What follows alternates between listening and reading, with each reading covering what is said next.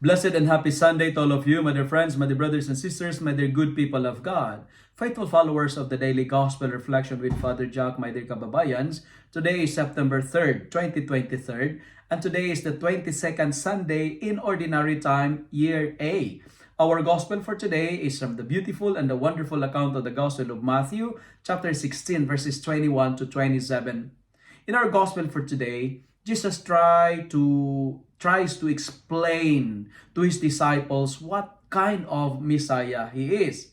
That he will be arrested, he will suffer, put to death, but will rise again.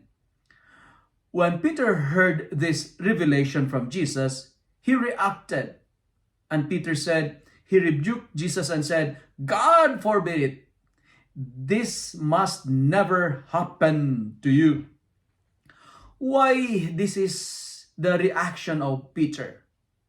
Because they have high hopes of Jesus to relieve them from suffering, to free them from pain and the tyranny of the Roman slavery.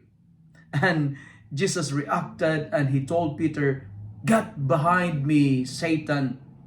Peter was called Satan, and Satan, he is a tempter, he is a deceiver. He was called Satan because Jesus is telling Peter, "You know what, Peter?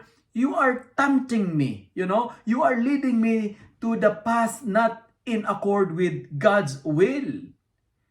He wanted Jesus, to be like that of King David, because behind the mind of Peter, his idea of Messiah is a political figure.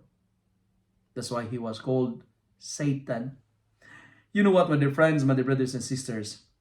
Satan is a person who set human things above divine things. Satan is someone who don't trust in the Lord.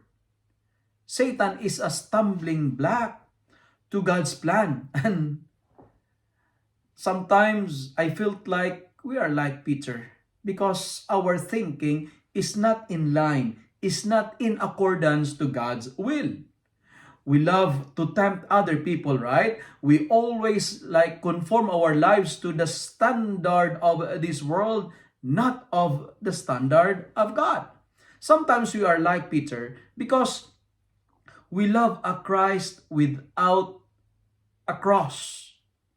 We cannot understand why there is suffering. We don't like Jesus to suffer. We cannot understand why there is suffering. We would like to remove the cross away from the Christ. And sometimes we are like Peter because we resist God's plan and follow our own will.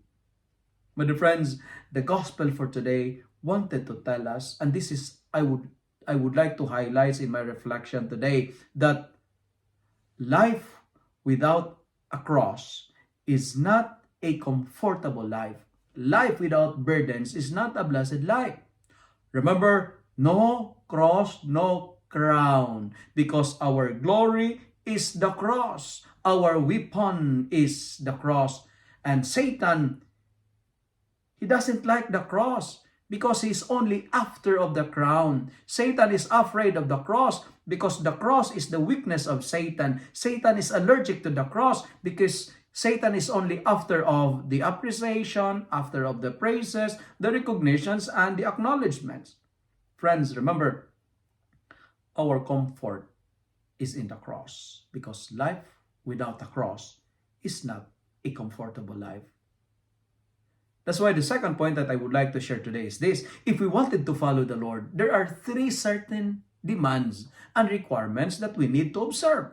First, we need to deny ourselves. To deny means we need to renounce, sacrifice for God's sake, detach to the world and get attached to Jesus. Forget about ourselves and entrust ourselves to God. We have to deny ourselves because ourself is not the real Messiah. Self-denial is not self-punishment. Self-denial is recognized as the most outstanding quality and virtue because we are training ourselves for something better. But friends, My dear brothers and sisters, sacrifice for God's glory.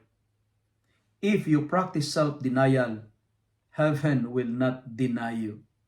And if there are situations, there are occasions in your life today that you are caught to choose between yourself and God, make yourself a second option. Make God your priority. God first before anything else. And God is inviting us to deny ourselves because He knows we cannot carry the cross if our hands are full. And after you deny yourselves, the second demand is this: we need to take up our cross. Because the cross will lead us to victory. The cross will lead us to endless glory. No suffering, no blessing. It is the same statement which I've said to you, that no cross, no crown. But the friends, my brothers and sisters, we have crosses because God wanted us to be stronger. The more crosses we have, the stronger we become. Because I firmly believe that the most happiest people on earth are those carrying their crosses. Do not be afraid of the cross because it is leading us to glory. It is leading us to victory. Don't be afraid because after 3 days, like Jesus, we will rise again. I love that statement. We will rise again.